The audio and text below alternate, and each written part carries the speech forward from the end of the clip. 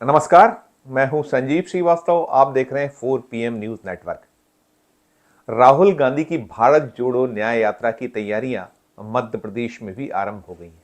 राहुल गांधी इम्फाल से अपनी यात्रा का आगाज 14 जनवरी को करने वाले हैं।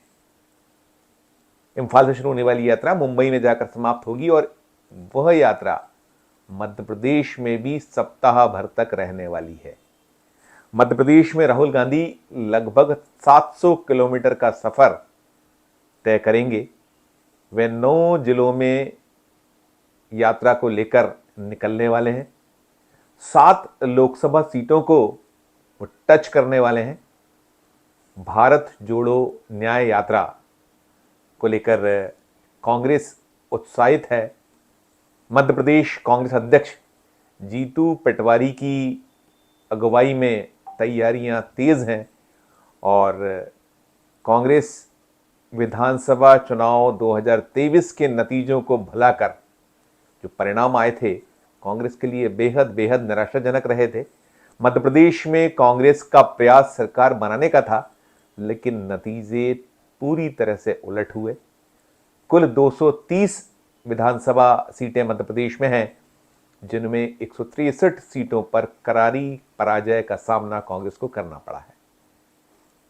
कांग्रेस मानकर चल रही थी कि जो 2018 के चुनाव में जीत के बाद उसके साथ हुआ था और ऑपरेशन लोटस के तहत कमलनाथ की सरकार जिस तरह से गिराई गई थी, उसका बदला वह विधानसभा चुनाव में ले लेगी और स्वयं राहुल गांधी, प्रियंका गांधी, मल्लिकार्जुन खड़गे बेहद आशान्वित थे कि मध्य प्रदेश में परिणाम उत्साहजनक होंगे और जो चुनाव से जुड़े जो आकलन थे, ओपिनियन पोल थे, वे सभी कांग्रेस की बढ़त बताते रहे और यह निकल कर आता रहा कि बड़े कांटे का मुकाबला मध्य प्रदेश में, लेकिन नतीजे पूरी तरह से उलट रहे और कांग्रेस को महज महज 66 सीटों पर ही विजयश्री प्राप्त हो सकी। कांग्रेस मध्य प्रदेश विधानसभा का चुनाव हारी जरूर, लेकिन जो 66 सीटें उसने जीती उसमें कई लोकसभा क्षेत्र ऐसे रहे जहां कांग्रेस ने बढ़त बनाई। छिंदवाड़ा में सभी 7 सीटें, छिंदवाड़ा लोकसभा का जो क्षेत्र है उसमें जो 7 विधानसभा सीटें आती हैं वह सभी कांग्रेस ने जीती।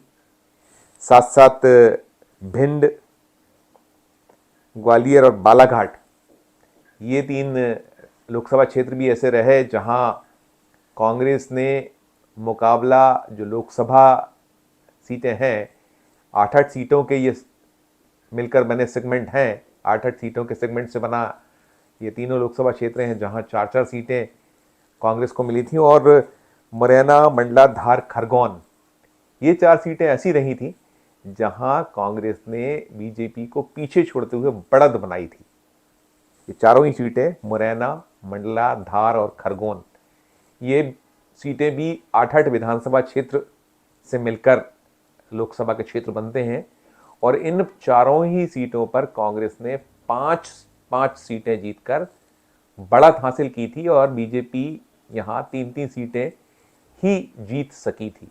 तो कुल मिलाकर विधानसभा में भले ही 66 सीटें कांग्रेस को मिली, लेकिन जो लोकसभा सीटों के मान से उसे बढ़त मिली तो कांग्रेस आशान्वित है।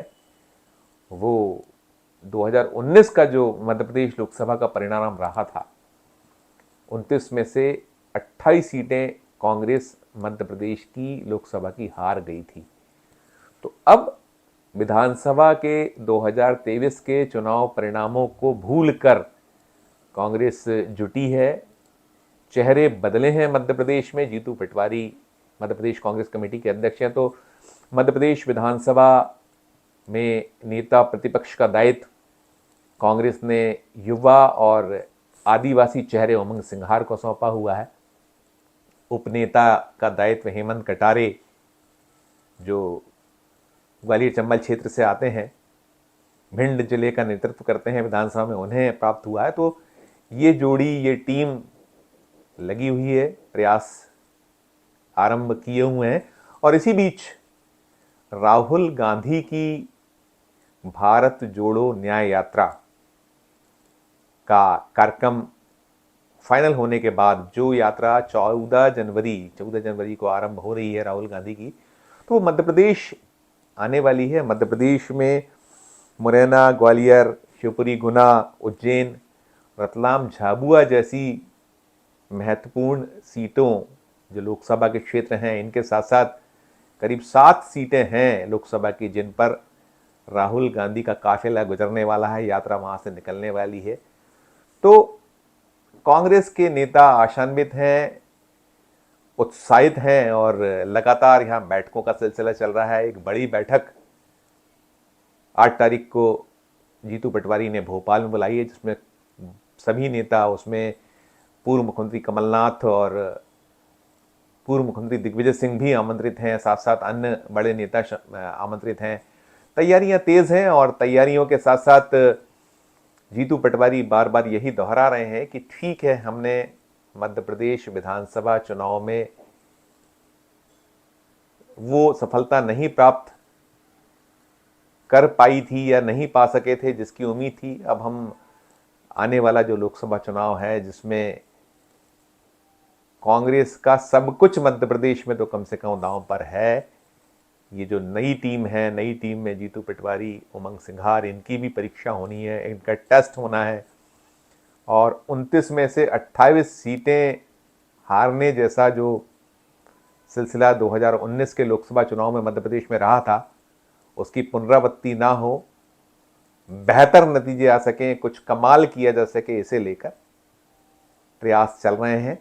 और इन प्रयासों के बीच राहुल गांधी की यात्रा ने उत्साह का संचार कांग्रेस खेमे में मध्य प्रदेश की जो टीम है कांग्रेस की, उसमें किया हुआ है। हालांकि जो राहुल गांधी की भारत जोड़ो यात्रा का पहला दौर था, जब वो पहली यात्रा लेकर केरल से कन्याकुमारी तक के लिए निकले थे, तो वो उस समय भी मध्य प्रदेश में करीब 399 किलोमीटर का सफ़र राहुल गांधी ने तय किया था। 6 दिन वो मध्य प्रदेश में इस यात्रा को लेकर रहे थे और बुरहानपुर से यात्रा का प्रवेश हुआ था और बुरहानपुर, खंडवा, खरगोन, इंदौर, उज्जैन, आगर मालवा जिलों से होकर राहुल गांधी की यात्रा निकली थी।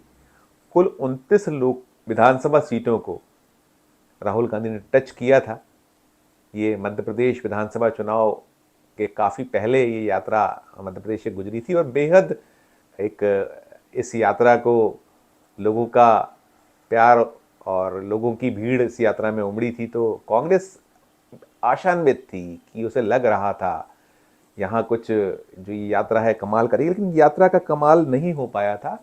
कुल 29 जो विधानसभा की सीटें राहुल गांधी ने अपने यात्रा के पहले दौर में टच की थी, उसमें 23 सीटों पर कांग्रेस को हार का सामना करना पड़ा। और वो जिले जहां से राहुल गांधी की भारत जोड़ो यात्रा पार्ट 1, अब तो भारत जोड़ो यात्रा पार्ट 2 में जुड़ गया है भारत जोड़ो न्याय यात्रा।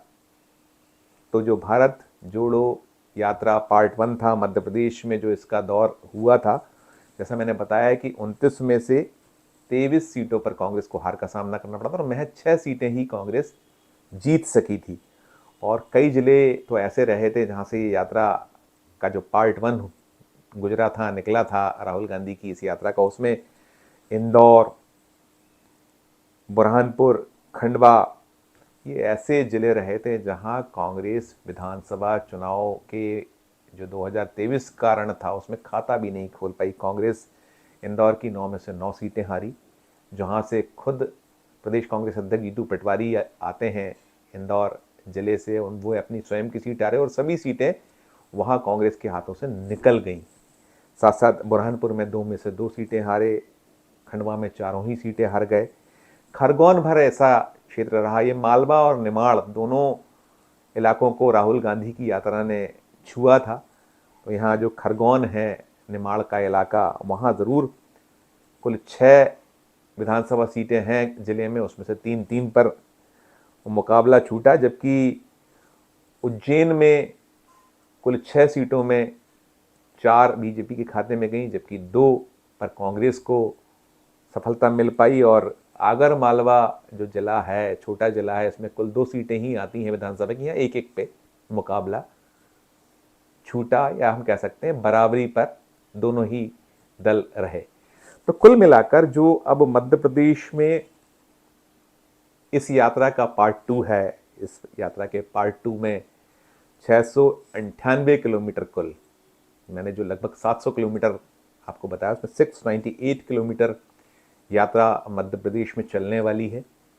ये ग्वालियर चंबल क्षेत्र से इस यात्रा का राज्य में प्रवेश होगा और झाबुआ से राजस्थान की ओर बढ़ेगी। यानी इसका अंतिम पड़ाव, कुल 7 दिन राहुल गांधी की ये यात्रा मध्य प्रदेश में चलने वाली है। उस यात्रा का जो मध्य प्रदेश से विदाई है वो झाबुआ से होने वाली है। और यदि हम ये उठाकर देखें तो चाहे वो मुरैना सीट हो, चाहे ग्वालियर सीट हो, शिवपुरी गुना हो, उज्जैन हो, रतलाम झाबुआ हो, इन सीटों में मुरैना, ग्वालियर, रतलाम झाबुआ और उज्जैन ऐसी सीटें रही हैं जहां पूर्व में कांग्रेस ने जीत दर्ज की है।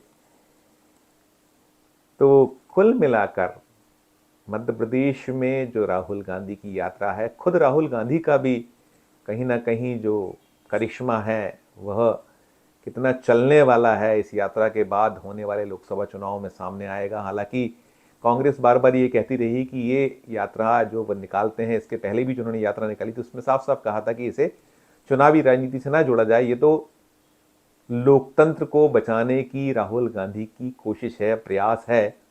लेकिन यदि किसी बड़े नेता जो मोदी को चुनौती सतत देते हैं, दे रहे हैं, उन्होंने अपना एक कद बढ़ाया है यात्रा के पार्ट 1 के बाद, तो यात्रा का पार्ट 2 बेहद बेहद महत्वपूर्ण होने वाला है। और वो काफिला लेकर निकलने वाले हैं और उसमें बड़ी संख्या में लोकसभा की सीटें जिससे यात्रा निकलेगी। तो कुल मिलाकर क्या कुछ निकल कर आएगा वो तो लोकसभा चुनाव परिणाम आने के बाद ही साफ होगा। लेकिन राहुल गांधी के प्रयास कहीं ना कहीं भारतीय जनता पार्टी और उसके घटक दलों में एक खलबली तो पैदा किए हुए हैं।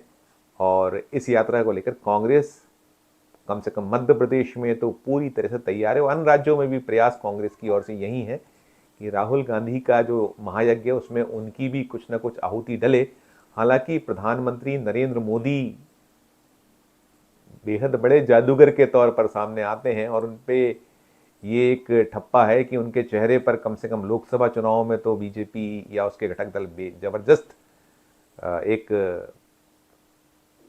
सफलता हासिल करते हैं। और इस बार तो बीजेपी ने कहा है कि अब की बार 400 पार। तो ये मोदी या बीजेपी का नारा अब की बार 400 पार और राहुल गांधी का प्रयास और INDI जो अलायंस बना हुआ है, उस अलायंस आगे क्या कुछ निकल कर आता है, क्या स्थितियां बनती हैं, कैसे मुकाबला होता है और देश में आम चुनावों के नतीजे कैसे आते हैं, इन पर सभी की निगाहें रहेंगी। और पूरा का पूरा जो ये 2024 का रण है बेहद बेहद दिलचस्प और रोचक होने वाला है। आज के इस वीडियो में इतना ही। हमारा मध्य प्रदेश का ये चैनल नया है, इसे लाइक कीजिए, इसे सब्सक्राइब कीजिए, हमारे इस वीडियो को अधिक से अधिक लोगों तक शेयर भी कीजिए और वीडियो के कमेंट बॉक्स में जाकर इस वीडियो को लेकर कमेंट जरूर कीजिए। यदि आपने ज्वाइन का बटन नहीं दबाया तो ज्वाइन का बटन भी दबाइए और देखते रहिए 4 PM Madhya Pradesh, 4 PM national और 4 PM हमारे अन्य राज्यों के चैनलों को। धन्यवाद, नमस्कार।